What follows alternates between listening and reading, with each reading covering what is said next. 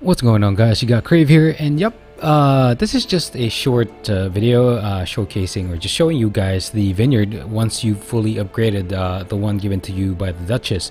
Now, I'll be honest with this one. I really wasn't very sure whether I wanted to continue or save the game once I had upgraded everything, as it does cost quite a significant amount.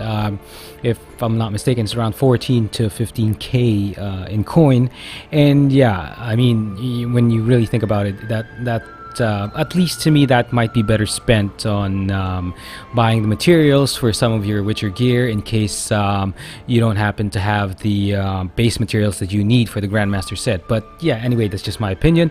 It does cost around 14 to 15k coin, and yeah, I was a bit hesitant, but you know, when you think about it, it's a pretty good investment in terms of lore and in terms of, you know, if you really get into your character the way Geralt is. I think I mentioned it in my preview to Blood and Wine video that I did find it strange, given that Geralt was always the type to be on the path, that he'd never really stayed down in one place. Especially that was quite well explained in the Hearts of Stone expansion with the discussion in one of the major characters there.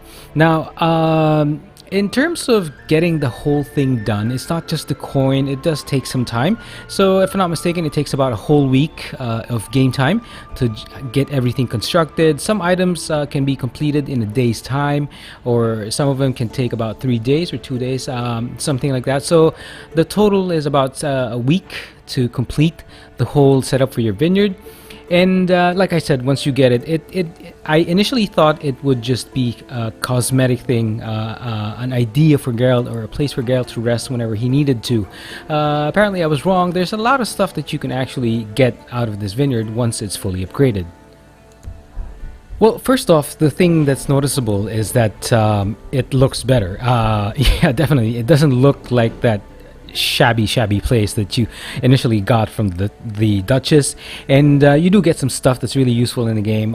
You do get some dye materials, some crafting materials for in case you want to create your own dyes, and you happen to find a lot of the formulae out in the world, especially for some of the rare ones like the black dye and stuff like that.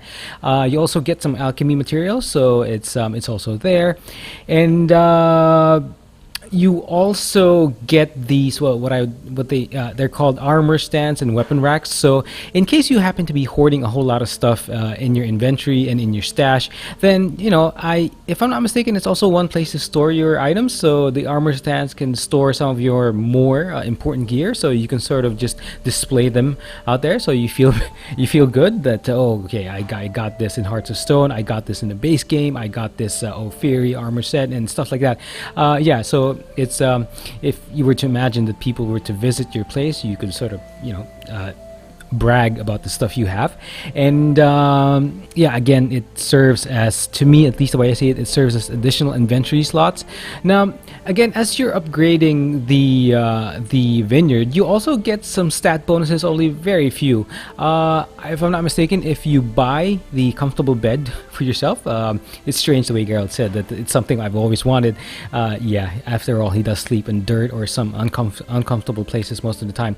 So I think you get a vitality bonus if you purchase the bed. Now, if you do purchase the stables or the stables upgrade, and the stables upgrade, so you get a stamina bonus for Roach, your horse, which is pretty good.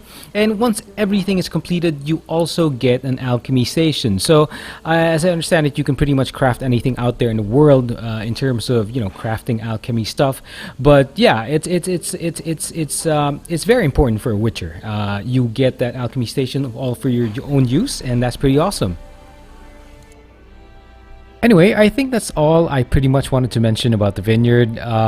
Really, yeah, it's a very impressive change. While I do appreciate the change in the grounds and the background in the areas, in the in the open areas of the property, it's more of really the change inside the property, inside your own house, that's really impressive. I mean, it looks so dirty and shabby, you know, when you first got it, and then, you know, after upgrading everything, you even see a fantastic spread of food right there in the middle of the house. It's just, I'm not sure who else is gonna eat that. And yeah, I know it does play a more important role later in the game, which I won't say, you know, how it goes or what it is.